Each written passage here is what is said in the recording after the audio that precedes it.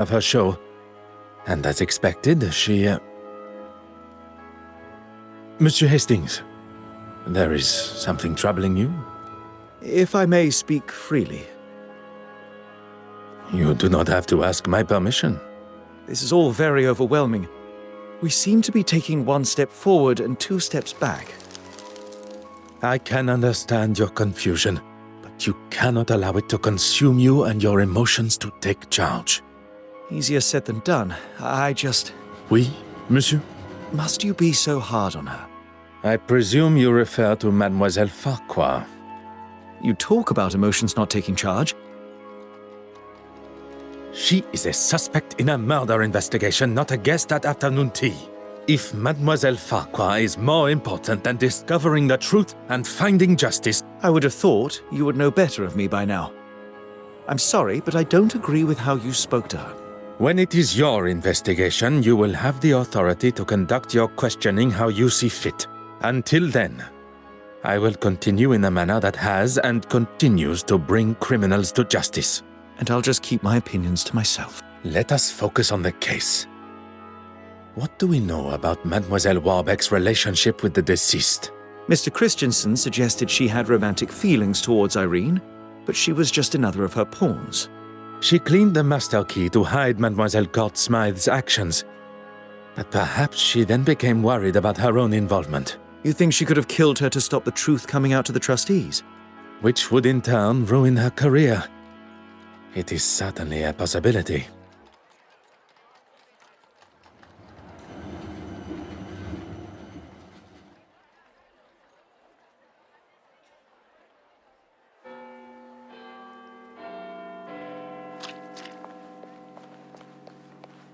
Your Grace. Detective Poirot, good morning. London is a very large city. I would fathom a guess that there is more than one, as I have not had the chance to arrest them yet. Your confidence astounds me. Look, you had better make it quick. I'm meeting the young Russian girl here. She had some questions about the museum building at the gala. God teaches us to forgive and love thy neighbor. Sometimes that can be more challenging than expected. Has she offended you personally? Using the museum for her sordid meetings with those uncouth men? I'd say so. She doesn't strike me as someone that would be caught up in that sort of thing. And what sort of thing am I referring to? Well, Exactly. If you don't know, it would be wise to remain quiet until you're spoken to. I walked in on them in the restoration room a couple of weeks ago. I had come straight from my regular Sunday service, as I had some business to tend to. I opened the door and saw them all sitting there, scheming and planning. You are not aware of what they were meeting about? Do you need to wash your ears out? I just told you what they were up to. And I could see she had the financial books out. Why would she need them? I'm not even privy to those. And when she saw me, they stopped talking immediately. Surely that is a sign of their guilt? Merci, Your Grace.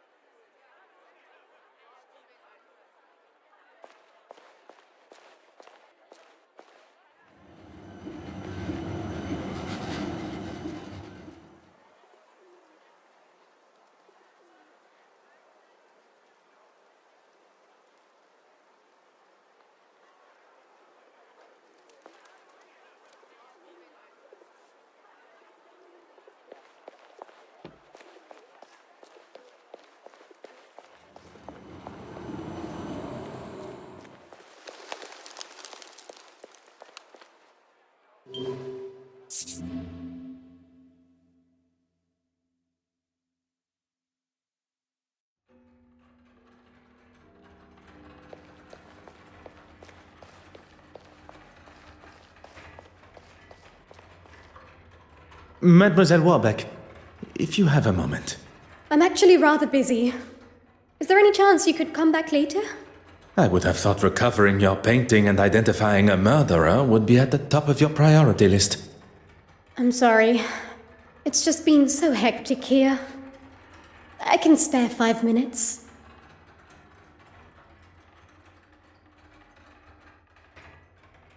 Is it necessary? You do not wish to impede my investigation? No, but I don't really understand what they have to do with the case. It is important that... That is quite all right, mademoiselle. It was not my intention to make you feel uncomfortable. Honorable? That's a good one. I get the sense you two spend your time butting faces.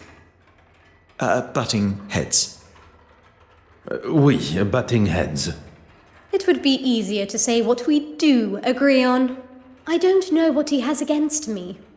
I didn't like one of his suggestions for an exhibition, and since then he's made it pretty clear he wants me gone.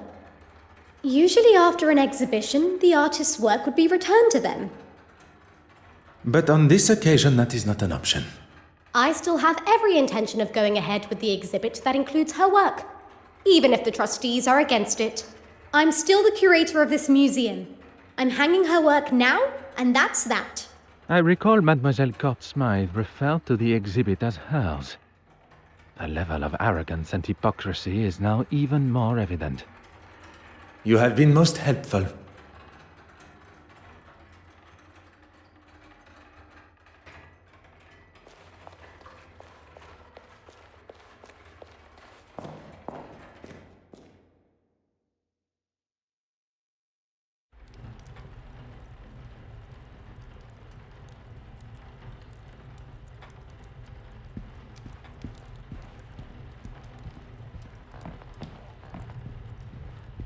Ah.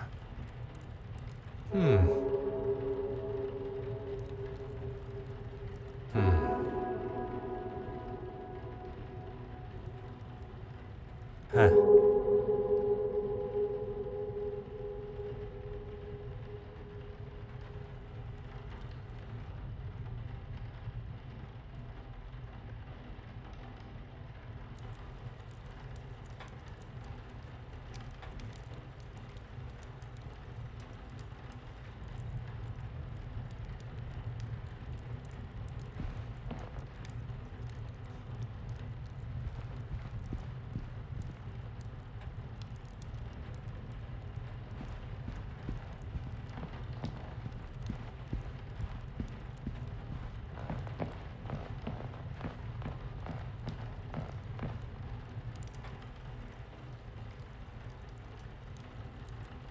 Aha.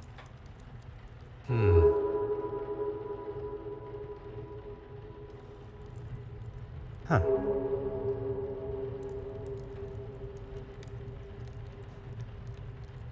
Oh.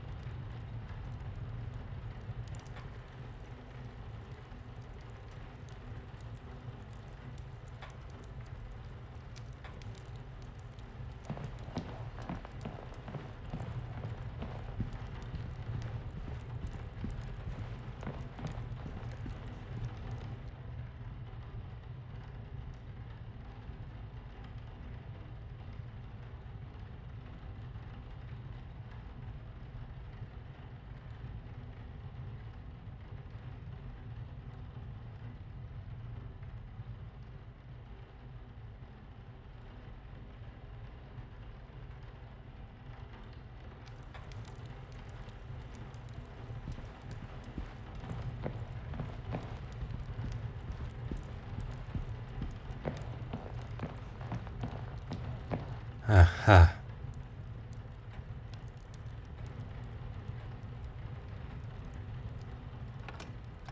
Huh.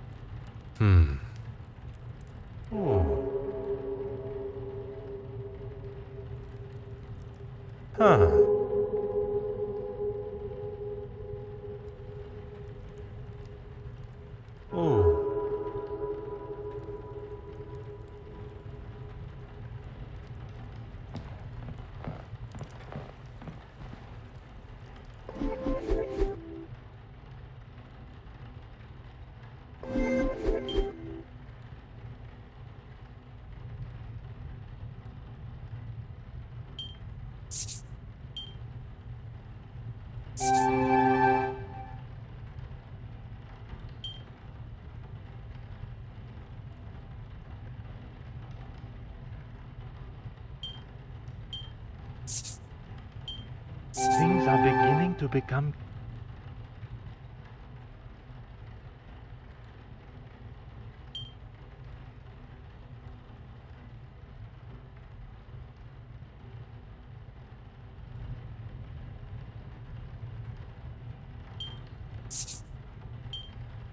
magnifique.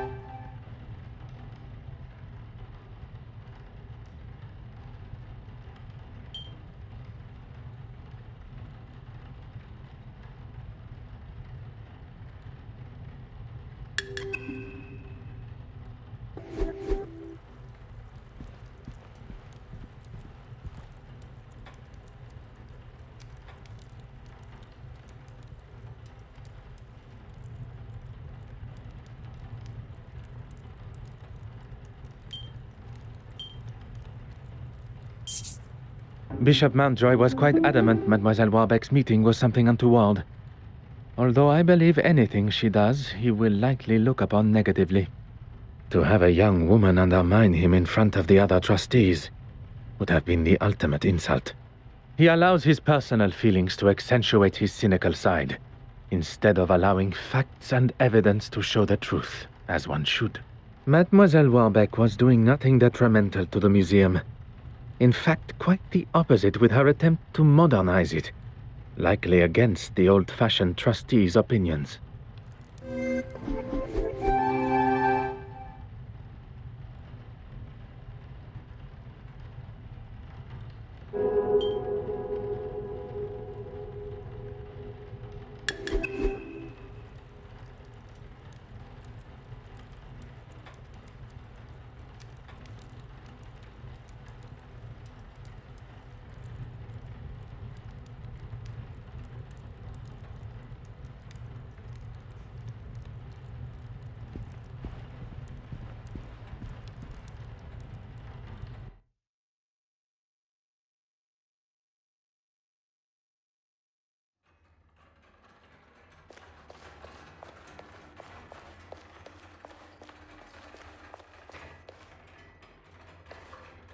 Go right ahead, Detective.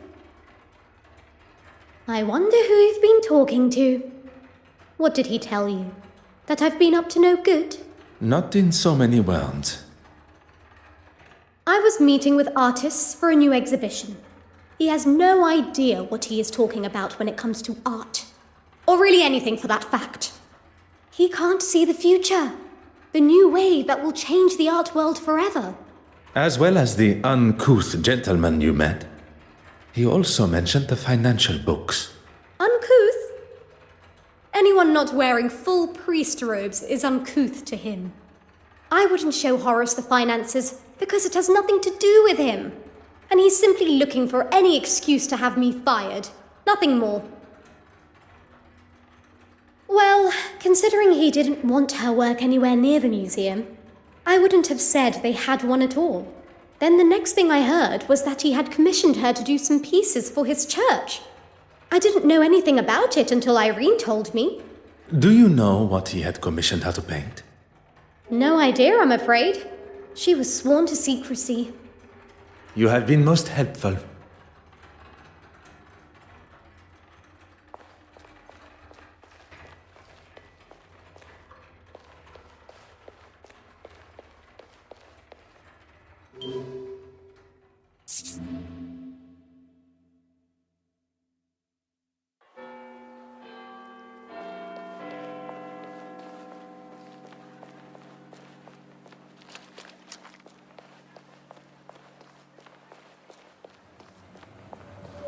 Go on, then.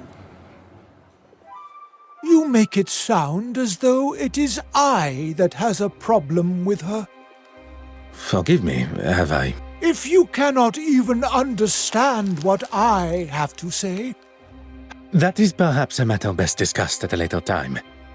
What I wish to... there is no need to lose one. Your Grace. You'll have to be more specific than that. The paintings produced by Mademoiselle Court-Smythe's brush. Oh, yes. Well, I thought it was necessary if she was to feature in the museum. You couldn't just use her other pieces as reference? I suppose I could have, but I don't actually see why it is any concern of yours. It is not as though I kept it anyway.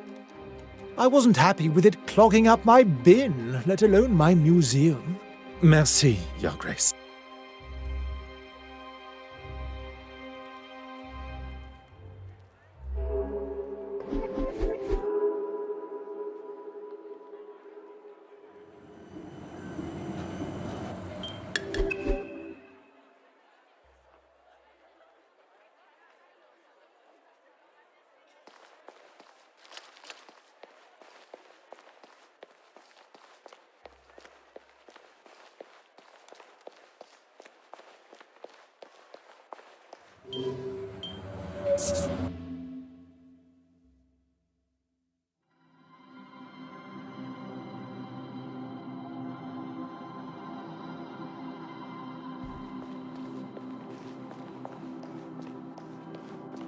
Ah. Ah. Mm-hmm.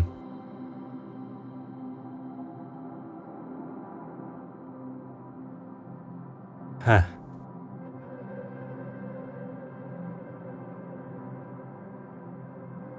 Hmm.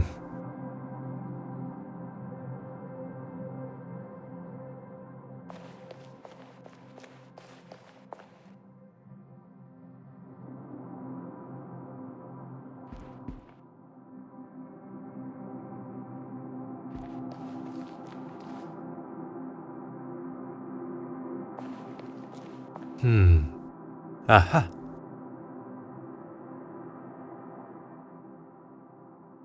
Oh.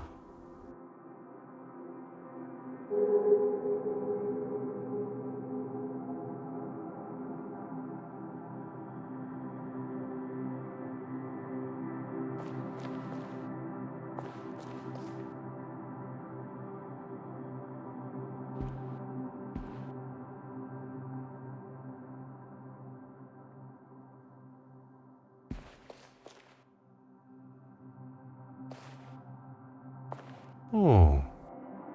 Huh.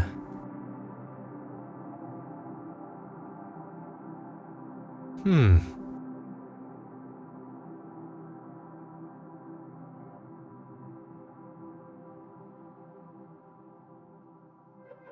Hmm.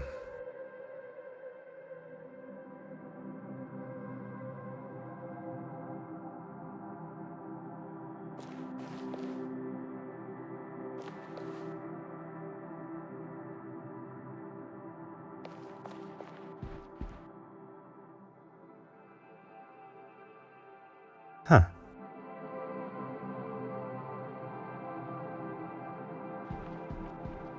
Mm-hmm.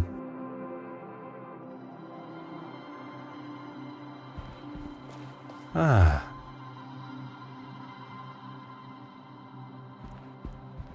Aha. Huh.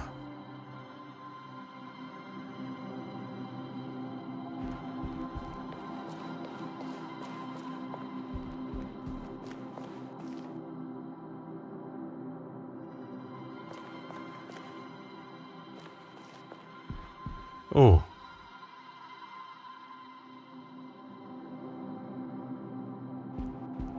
Hmm. Ah. Huh.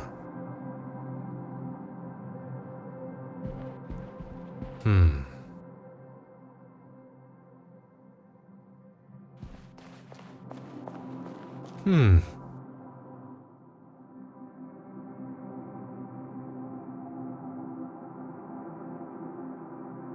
Ah.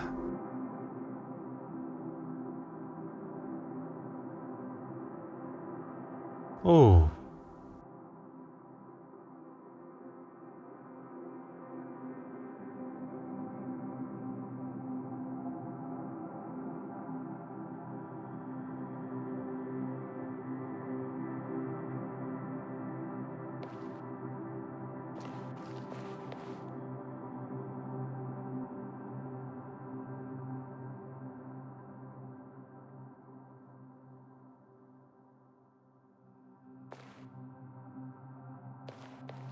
Huh.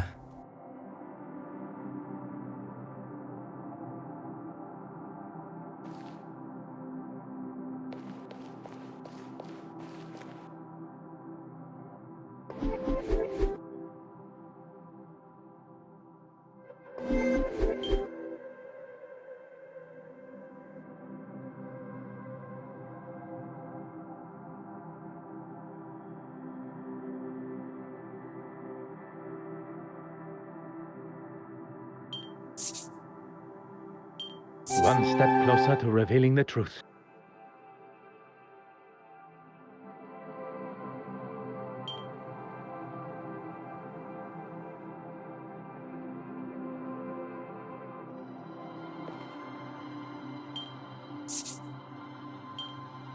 What a revelation!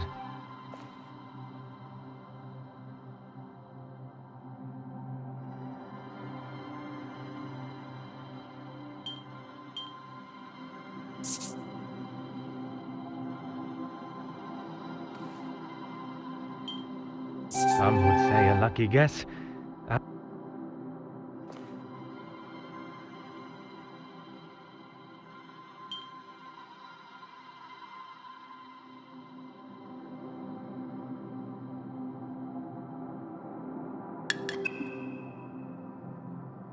It appears that the good bishop has been replacing the church's original artworks with fakes painted by Mademoiselle Court Smythe.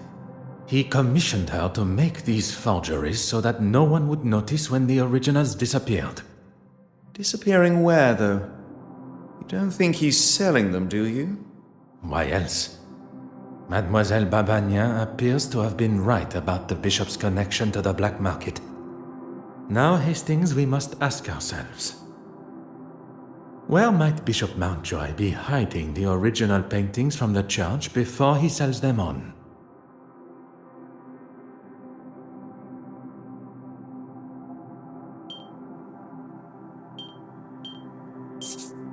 We must gain access to the space behind the confessional.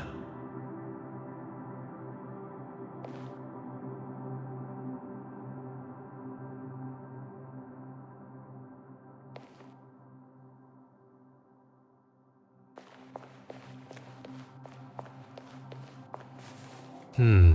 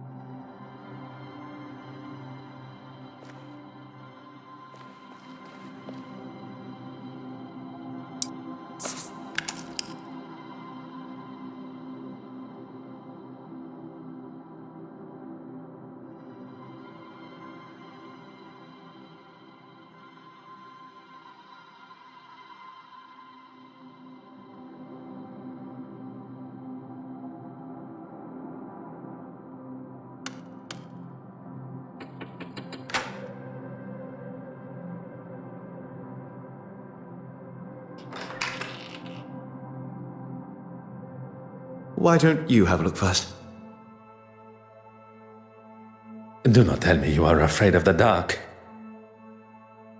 Not the dark, just pitch black, eerie passages in old churches.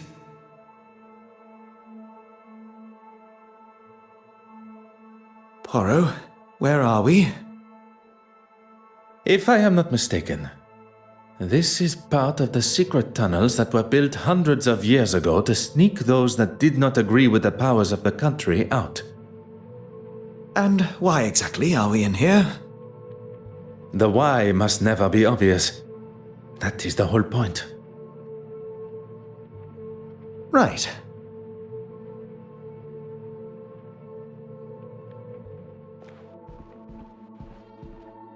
Oh.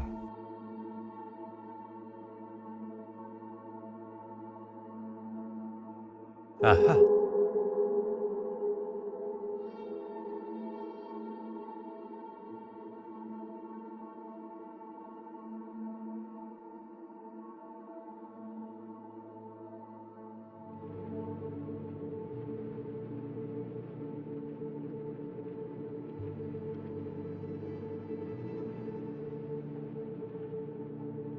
Oh. We have our third forgery. There is evidence of a much more modern painting on the back of the canvas. Thank goodness. Don't know how I would explain finding the original in such a state. Bishop Mountjoy must have discovered the painting that he received from Mademoiselle Courtsmythe was one of her forgeries. And lashed out. Now it makes sense. He's been using this room to store his own private art collection.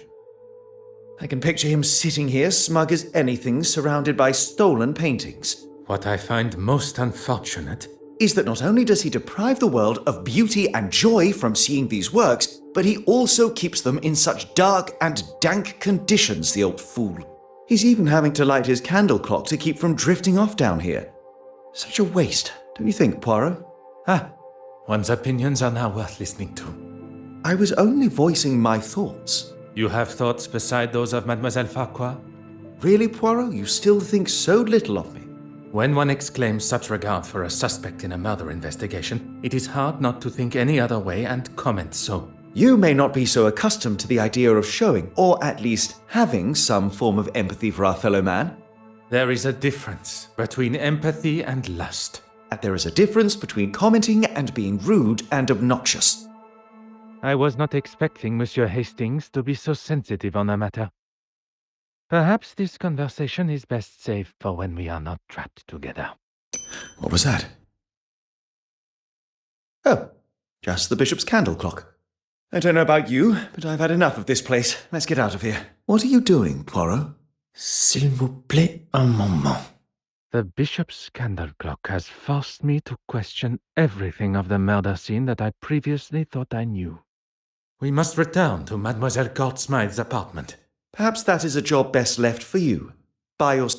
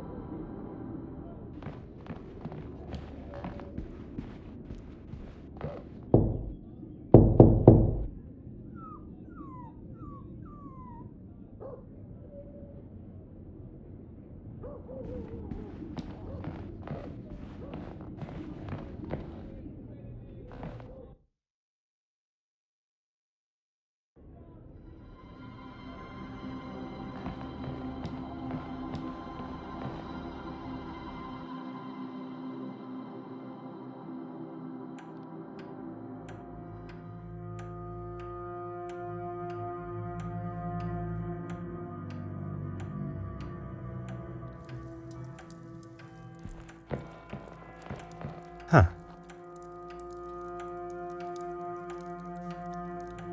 Aha.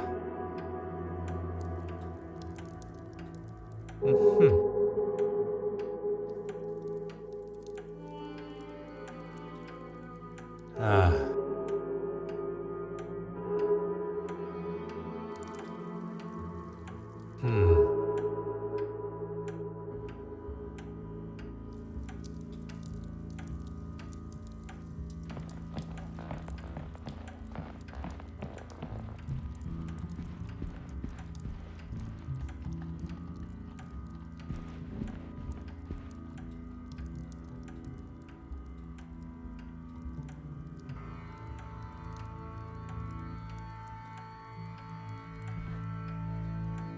Huh.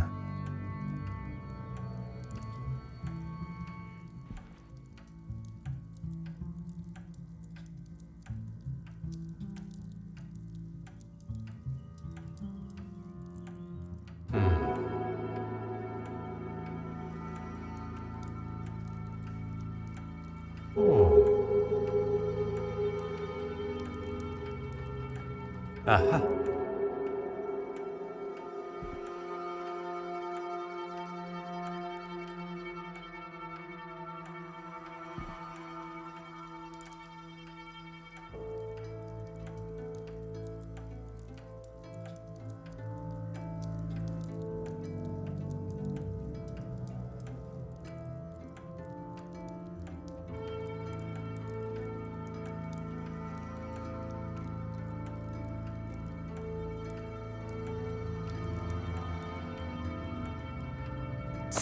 Oh.